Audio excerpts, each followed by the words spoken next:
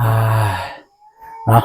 กับทักทายสบายดีเด้อสบายดีพ่อแม่พี่น้องหมดสุขสุคนเนาะยินดีต้อนรับซองอาตูนสแนลคือเก่าบ่ว่าอยู่ภายในหรือต่างประเทศพี่น้องเนาะมื้อนี้บ่ตูนก็มาสี่ค่ำๆเนี่ยประมาณ3 โมงพี่น้องเอ้ยประมาณ3 โมงแรงมาบ้านทุ่งวายคือบ้านน้องซาลีพี่น้องเอ้ยก็มาอัปเดตการเฮ็ดเรือนของทีมสร้างคือเก่าพี่น้องเอ้ยว่าทีมสร้างเฮาเฮ็ดฮอดไสแล้ว เมื่อวานนี้ก็แอมฝาลังสำเร็จเรียบร้อยแต่ว่ามาเบิ่งมือนี้ทางทีมสร้างเขาแอมฮอดใส่แล้วพี่น้องเอ้ยเป็นจังได๋ก็ไปรับชมเบิ่งนํกันเลยพี่น้องเนาะไปก็บรรยากาศเนาะอยู่หน้าเรือนน้องซาลีพี่น้องเอ้ยมาตูนก็มาซื่อๆพี่น้องบ่ได้มีหยังพี่น้องเอ้ยซื้อกระเทียมแดงให้สร้างพี่น้อง บ่มีหยังมาฝากมาตอนทางทีมสร้างเฮาก็จะเฮ็ดเทือนเมื่อยๆสบายดีเด้อโอ้หมอนี่บ่ใส่ส่งหมอนี่เอ้ยตายแล้วบ่ใส่ส่งอยู่นี่โอ้โอ้เป็นน้อยเอ้ยคักว่านี่บ่มีเบิ่งนี่บ่แล้วว่านี่มื้อนี้แล้วพี่น้องเนาะถือว่าภายนอกบอกได้เลยว่าภายนอกเนี่ยสำเร็จเสร็จสิ้นพี่น้องเอ้ยเนาะอ่ไปหาน้องซาลีก่อนพี่น้องเอ้ยเพิ่นเฮ็ดหยังอยู่ให้เพิ่นตำแจ่วกินส้มนี่พี่น้องสบายดีน้องซาลีเฮ็ดหยังอยู่สบายดีโดยสบายดีเบาต้นโดยสบายดีเจนและเอฟซีทุกท่านหรือว่าอยู่ในลาวและไทยและต่างประเทศก็ขอสวัสดีสบายดีเด้อเบิร์ดสุขุสุคน เฮ็ดหยังอยู่เนี่ยนึ่งเขาสินึ่งข้าวโดยอ่าอ่ะได้ฮู้ว่าน้องมากินมะม่วงก็เลยซื้อมาฝากโดยบ่แม่นซื้อดอกบ่แม่นซื้อเก็บอยู่ในเรือนโดยอ้าวขอบใจหลายอ่าก็ให้ทีมสร้างก็ได้โดยอันนี้เขาบอกเจ็บบ่ซื้อมาบ่แม่นว่าโดยของเบามื้อนี้เบาลงเลยมาบ่มามาแล้วเมื่อแล้วเรือแล้วเบาโกเด้เบาโกบามาเบาโกบ่ได้มาโดยเบาติงทองเด้นาเบาตีทองมามานะมาก็ไปเบานงแม่นบ่โดยอืมเอาละมาบ่ทันอ้ายบ่มีรถโดยเบาตูนเองบ่มีรถมันปัญหาพี่น้องเอ้ยเพราะว่ารถอยู่ในเรือนเนี่ยมีแต่คันเดียวพี่น้องเอ้ยและคนขี่นี่หลายพี่น้องทางไอ้น้องเบาตูนอยู่หั่นไอ้น้องของเบาตูนก็มี4-5 คนเนาะอยู่ในเรือนรถมันแต่คันเดียวหั่นถ้าผู้หนึงผู้ใดผู้หนึงเอาไปเนี่ยมันอดเลยพี่น้องเอ้ย ก็คือรถที่พี่น้องได้เห็นแล้วเบาตูนขี่เป็นประจำรถคันนั้นแหละพี่น้องเอ้ยเนาะเนาะพี่น้องเอ้ยก็อ้ายแต่ว่าสิแล้วเลยเฮือนหั่นเอ้าน้องเฮ็ดเวียกไปนำแล้วก็อ้ายสิถามไปนำเด้อโดยขออนุญาตเด้อโดย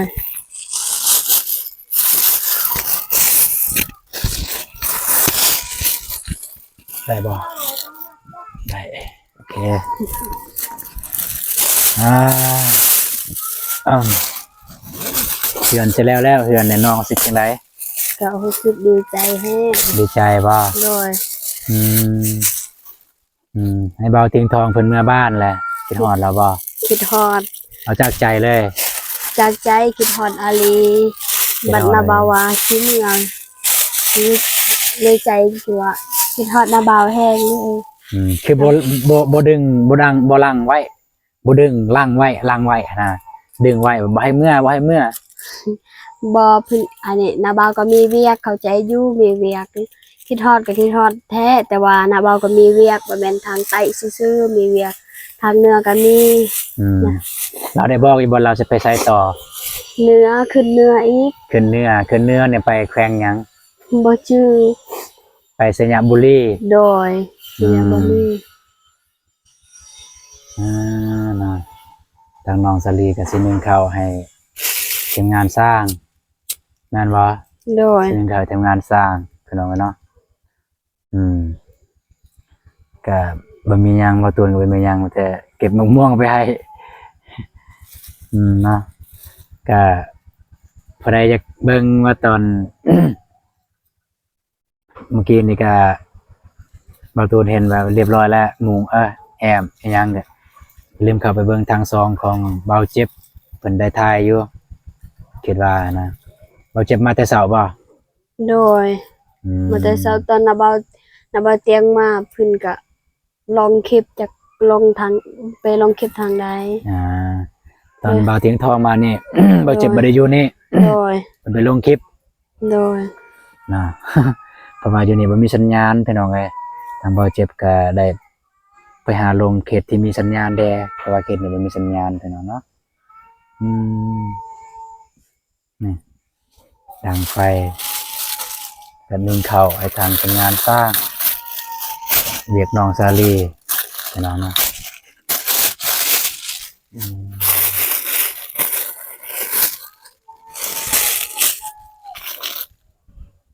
คือบอกอนามัยนี่ตัวใดมันใส่บ่ได้แล้วก็อนามัยเลย เสียอนามัย อนามัยคือจังซั่นเนี่ยบ่ให้ทิ่มบ่อนนั้นคือบอลไกลๆอย่างที่เฮาอยู่จังซี่มันก็สิจนว่ามันบูดมันเน่ามันก็สิเหม็นคือถุงยางกันเก็บไว้ดีๆรถถุงยาง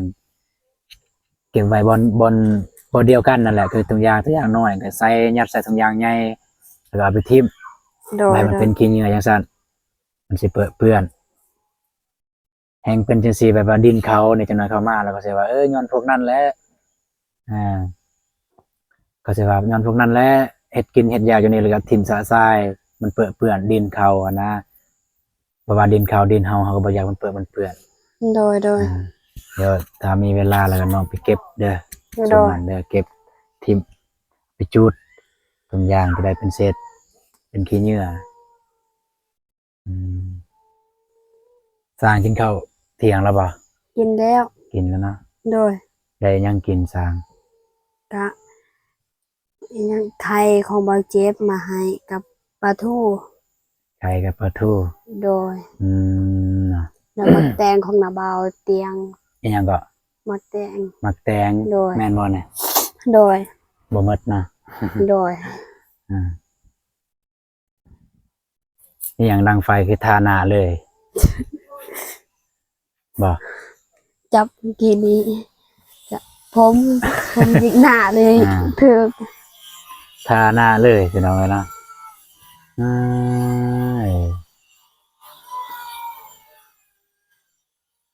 ถามจากใจแน่ ถามจากใจเด้อนอกจากเฮือนเนี่ยนอกจากเฮือนแล้วถ้าสำเร็จเฮือนเนี่ยความรู้สึกของน้องน่ะน้องจะได้หยัง นอกจากเฮือนสมมุติว่าเฮือนแล้วแหละคิดว่าเอ้ยข่อยมีเฮือนแล้ว ตอนนี้ข่อยมีเฮือนแล้วข่อยยังอยากได้อันนี้อันนั้นถ้ามีนะถ้ามีเงินเนี่ยอยากซื้ออันนี้อันนั้น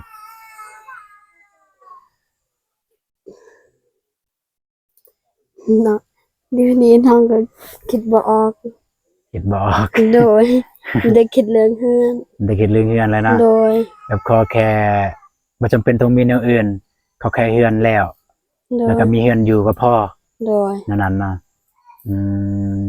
ก็ดีคือการโฟกัสที่สิ่งใดที่อยู่บนหน้าตรงหน้าก็เอิ้นโฟกัสแต่เรื่องนั้นอย่าฟ้าวไปโฟกัสเรื่องอื่น โดย โฟกัสเรื่องที่อยู่ตรงหน้าเฮาแล้วก็จริงจังกับสิ่งที่อยู่ตรงหน้าเฮาบ่ต้องไปโฟกัสเรื่องอื่นบ่ต้องจริงจังเรื่องอื่นเอาจริงจังหลายโฟกัสหลายมันก็บ่ได้สำเร็จอันใดหนึ่งมันบ่สำเร็จอันสิ่งใดที่เฮาโฟกัสตรงนั้นเลยให้มันจนสำเร็จเสร็จสิ้น โดย โดย บ่ทันลูกบ่ทันติดสามพัน การพื้นมันเปียกครับจ้ะ คือว่าเอาดนมันแห้งแหน่ไปเอาดนเปียกกันนั่นนี่แหละ กะด้นละไปหันแต่ว่าทันแห้ง บ่ว่าฝืนนี่ฝืนนี่ โดยพื้นเนี่ย ก็เอาดนตัวมันแห้งฝืนตัวมันแห้งอันน่ะ แกแห้งเลยเด้นี่แต่ว่า อันนี้ยังซึมอยู่นี่ ซึมเบิดแล้ว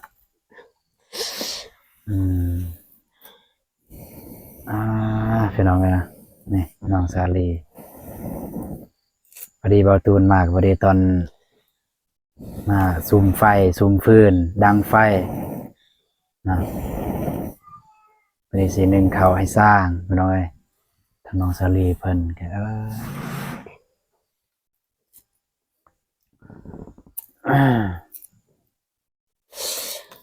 เรื่องอีหยังล่ะเรื่องเฮียนเนี่ยก็สิบ่มีเลยเนาะ ว่า คืออะไร เรื่องการเฮียนเนี่ยสิบ่มีเลยเนาะ บ่ฮู้คือกันคันว่าทำอยากเรียนก็อยากเรียนอยู่เรื่องเรียนก็อยากเรียนแต่ว่าก็ยากบ่มีรถ ยากบ่มีรถบ่มีเงินเลยเนาะ โดย อืมสมมุติปีหน้ากลับไปเรียนม.3 อีกเฮียนบ่ บ่ฮู้คือกัน บ่อยากเรียนแล้วหมู่เรียนนำกันจนม.4แหละตัวเองยังม.3 แต่ว่ากันใจอยากเรียนบ่เป็นหยังการเรียนมันมีการว่าคำว่าสายเกิน แต่คันว่าเรียนต่อมสามบ่มีหมู่แท้แบบหมู่ขึ้นมสี่เบิด จะไปเรียนอยู่บ้านอ้าย แห้งกว่าเก่าอีก อยู่บ้านอ้ายเนี่ยคนใหญ่ๆนี่เรียนม.2ก็มี เห็นแล้วแต่ว่าบ่สนิทแบบบ่เคยบ่ มันบ่ คุ้นเคย เกี่ยวคันน้องว่าน้องไปไสมาไสต้องมีหมู่ไปนำน้องคิดผิดแล้วเด้ บ่แม่นแบบเรียนอยากมีหมู่คือกัน แต่ว่าอยู่บ้านเฮาก็มีหมู่ทางเฮาแบบนี้มาเรียนนำ คือถ้าไปเรียนบ่อนอื่นบ่มีหมู่ โดยแบบ โอ้ หมู่ทางบ้าน มันบ่ยากเฮาไปไสมาไสเฮาต้องสร้างมนุษยสัมพันธ์ที่ดีเข้าใจบ่ไปนั่นมาพี่เฮาต้องมีมนุษยสัมพันธ์บ่แม่นว่าสิอยู่แต่บ่องเก่าหั่นสิมีแต่บ่องหั่นหาสิสร้าง ไปพุ่นหาก็สร้างอยู่พุ่นความหักความแพงเห็นหมู่คู่หมู่สนิทไปไสมาไสเฮาก็สามารถสร้างได้มันขึ้นอยู่ที่เฮาว่าเฮาเลือกที่จะคบไผเป็นหมู่คบคนแบบใดคบคนดีก็จะได้ดีคบคนชั่วก็จะได้ชั่วนี่ลี โดย แต่สำหรับเบาตูนเนี่ยคบได้หมดอีหลีคบได้หมดตัวอย่างว่าคนชั่วเนาะ โดย แมนอยู่ตัวอย่างว่าน้องซัวน้องซัวอายก็คบได้น้องซัวกับคนอื่น แต่น้องซัวดีกับอายเด้จังได๋ก็คบได้ก็แม่นอยู่น้องไปเฮ็ดบ่ดีกับคนอื่นนั่นน่ะน้องไปเฮ็ดนั่นใดล่ะแบบว่าเป็นคนบ่ดีซั่นซะกับคนอื่น แต่ว่าบัดกับอายน้องพันว่าดีช่วยเหลืออายเว้าจาดีอายก็คบได้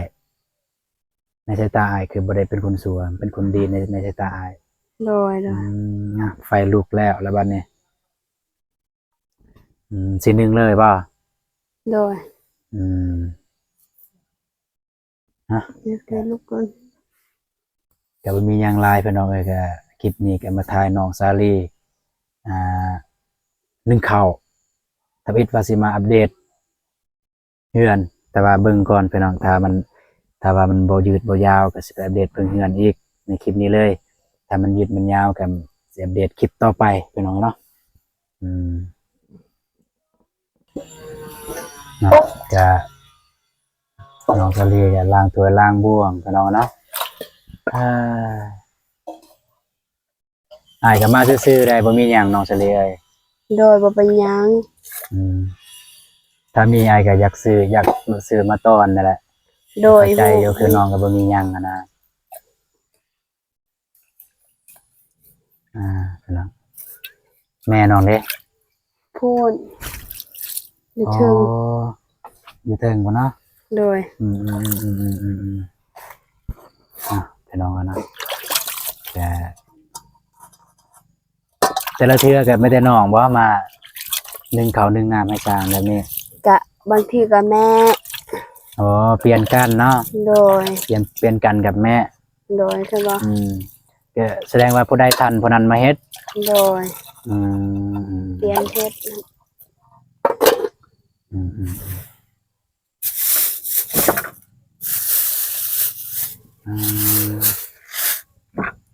เฮ็ดชื่อแป้ง จะไปใส่ล้างถ้วยบ่เก็บถ้วยเก็บบ่วงน้อยเนาะน้องซาลีแกะจังซี่แหละก็คือเรียกผู้หญิงน้อยเรียกผู้หญิงประมาณนี้โดยล้างถ้วยล้างบ่วงอันใดที่เฮ็ดได้ก็เฮ็ดไปอันใดบ่ได้ก็บ่แม่นว่าบ่อยากเฮ็ดก็สิเฮ็ดบ่เป็นแล้วก็มันขึ้นกับพละกำลังเฮาอีกพี่น้องเอ้ยยกตัวอย่างว่าย่อแนวย่อของหนักจังซี่น้องก็เฮ็ดบ่ได้จะบ่ว่ากันพี่น้องน้องใส่เลยเป็นยังใส่หมวกเลยครับปลดหมวก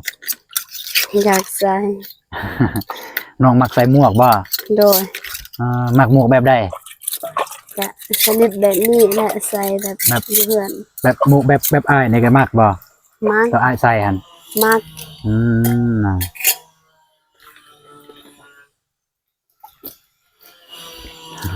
น้องใส่เลย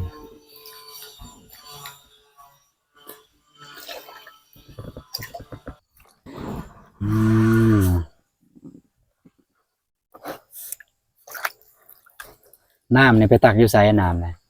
ฝนตกเมื่อกี้นี้เอาน้ำฝนบ่โดยแม่นน้ำมันไก่เนี่ยเนาะ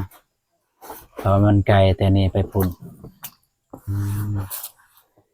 ก็อันนั้นน้ำสางเนี่ยยังใส่อยู่บ่ใส่บ่ได้ฝนตกมันขุ่นโดยแล้วพุ่นน้องเอาน้ำแต่ใส่อาบใส่กินซั่นกะคุณแต่ว่าอาบน้ำห้วยฮีแต่ว่ากิน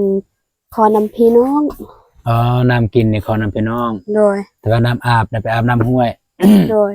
คือว่าไอเห็นคือมื้อนั้นน่ะฝนตกนักมันขุ่นแห้งนะไปอาบเลยบ่อันตรงน้ำพ้นตรงน้ำฝนมาอาบโดยพี่น้องนี่คือชีวิตจริงของน้องซาลีพี่น้องเนาะน้ำเนี่ยถ้าพี่น้องได้เห็นก็คือถ้าเป็นก็น้ำแบบว่าอย่างว่าน้ำฝนสิเนาะน้ำฝนมันไหลแต่ภูแต่ผาแล้วมันลงสู่ห้วยพี่น้องมันเป็นแบบนั้นแล้วมันคุ้นบาดนี้น้องก็ไปอาบน้ำตัวนั้นพี่น้องแต่ละมือ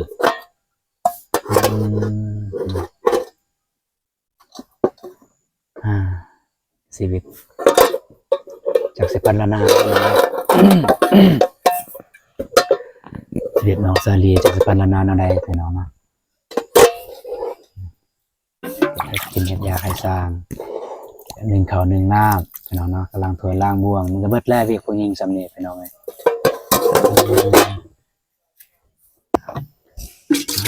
ไฟแต่ลุกเต็มทีแล้วพี่น้องเลยเนาะสินึ่งข้าวไหม้บ่อุ่นข้าวเช้าอุ่นข้าวเก่าโดยยังลายบ่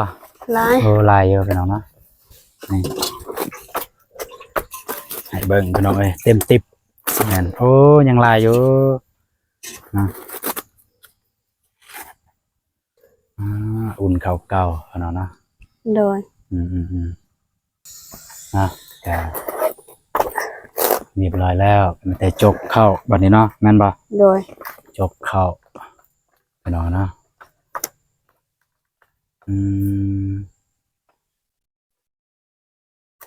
เวลาจกเข้าเวลานึ่งข้าวนึ่งน้ำเนี่ยระมัดระวังเนี่ยสำคัญที่สุดนี่แม่นยังผมเส้นผม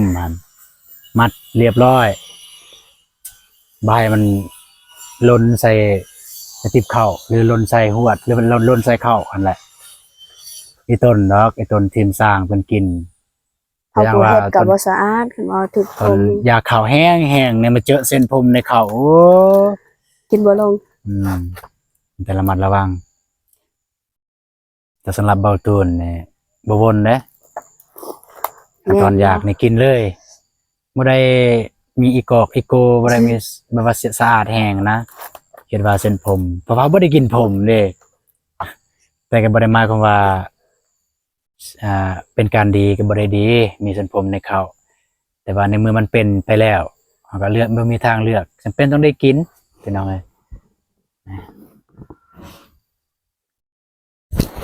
อ่าก็มันสิยืดสิยาวแล้วพี่น้องเอ้ยคลิปนี้ก็บ่ตูนมีหยังหลายก็มาพอดีตอนน้องนึ่งข้าวเลยก็มาอัปเดตเบื้องตอนน้องสลีนึ่งข้าวพี่น้องเนาะโดยอ่าโอเคสำหรับคลิปต่อไปก็อาตูนสิอัปเดตอันเฮือนน้องสลีฮอดใส่แล้วพี่น้อง โด เนาะ ย เมื่อกี้นี่ก็ทายอยู่กับเขานิดนึงอ่าอ่าเอาแล้วบ่โจกให้มันแล้วเลย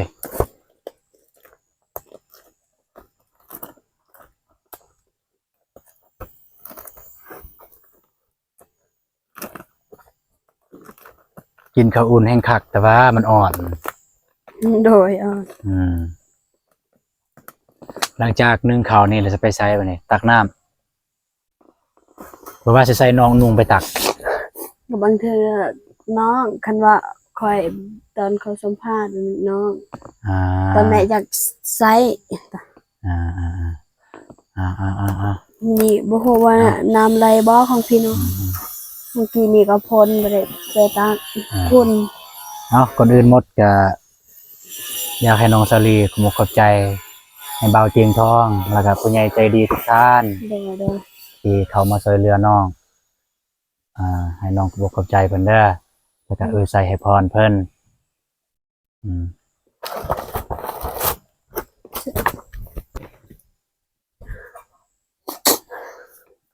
ขอบใจเพิ่นบัดนี้ เขาก็ติดมือเผา กินเลย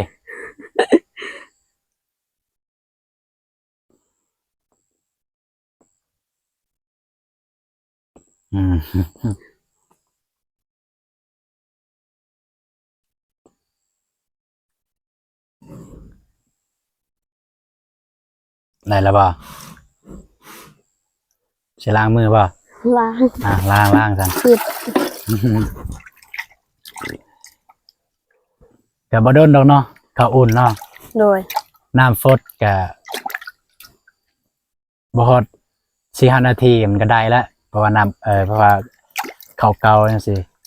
มันก็ใช้เวลาบ่หลายว่าอุ่นซื่อๆพี่น้องมันสุกแล้วแต่ว่ามาอุ่นซื่อๆขอบใจเพิ่นเด้อน้าบ่าวเตียงทองบ่แล้วก็ผู้ใหญ่ใจดีทุกท่านแล้วก็ FC ทุกท่าน โดยก็ขอบใจทางนาเบาเตียงทองที่มาอุดหนุนและมาให้กำลังใจ และทุกสิ่งทุกอย่างก็ขอบใจหลายๆขออยู่ดีมีแห้งเด้อนาเบาเตียงทองความเจ็บอย่าได้ความไข้อย่ามีปรารถนาสิ่งใดขอให้ได้สิ่งนั้นสมการปรารถนาหรือว่าไปใส่มาใส่ก็ขอให้มีทุกคนฮักคนหอมนอนให้ได้เงินหมื่นตื่นให้ได้เงินแสนสมการพัฒนาหรือว่าเฮ็ดธุรกิจหยังก็ขอให้ราบรื่นทุกศาสตร์ทุกปีเด้อนะเบาเตียงทองขอให้เมื่อเมื่อเมื่อดีๆขับรถคอยเดินทางปลอดภัยเด้อนะเบาเตียงทองโดยสาธุนี่ก็ขอบใจทางผู้ใหญ่ใจบุญทุกท่านเด้อที่ช่วยอุดหนุนและเป็นกำลังใจมาตลอดและช่วยซื้อดินปรับดินและเฮ็ดเรือนทุกสิ่งทุกอย่างก็ขออยู่ดีมีแห้งความเจ็บอย่าได้ความไข้อย่ามีปรารถนาสิ่งใดขอให้ได้สิ่งนั้นสมการพัฒนาหรือว่าไปใส่มาใส่ก็คอยฮอดจอดให้ถึงสมการพัฒนาหรือว่าเฮ็ดธุรกิจหยังก็ขอให้ราบรื่นทุกศาสตร์ทุกปีหรือว่าไปใส่มาใส่ก็ขอให้มีทุกคนฮักคนหอมนอนให้ได้เงินหมื่นตื่นให้ได้เงินแสนสมการปรารถนาแน่เด้อพ่อเด้อแม่เด้อและ FC ทุกคนเด้อที่พักติดตามพักเป็นกำลังใจขอบใจหลายๆเด้อขออยู่ดีมีแห้งเด้อความเจ็บอย่าได้เด้อความไข้อย่ามีสาธุโดยก็ขอบใจทีมงานทุกคนเด้อคอยปรารถนาสิ่งใดขอให้ได้สิ่งนั้นสมการปรารถนาหรือว่าสิเฮ็ดธุรกิจหยังก็ขอให้ราบรื่นทุกศาสตร์ทุกปีเด้อสาธุสาธุขอบใจเด้อโดยหายบ่รบกวนน้องแล้วเบิ่งมันนี่ อายมันขึ้นแล้ว โดย คือมันสิสุกแล้วหั่นโอเคอาจจะบ่รบกวนแล้วน้องแล้วเด้อ โดย ไปก่อน โดย นะเอาขึ้น ขอบใจหลายๆเด้อ โดย เนาะพี่น้องก็มาหาน้องซาลีบ่ได้มีหยังเอามาให้พี่น้องเนาะก็ทบิดว่าสิมาอัปเดตเบิ่งเฮือนแต่ว่าเห็นน้องเฮ็ดเวียกนึ่งข้าวก็เลยมาถ่ายน้องนึ่งข้าวเลยพี่น้องเนาะ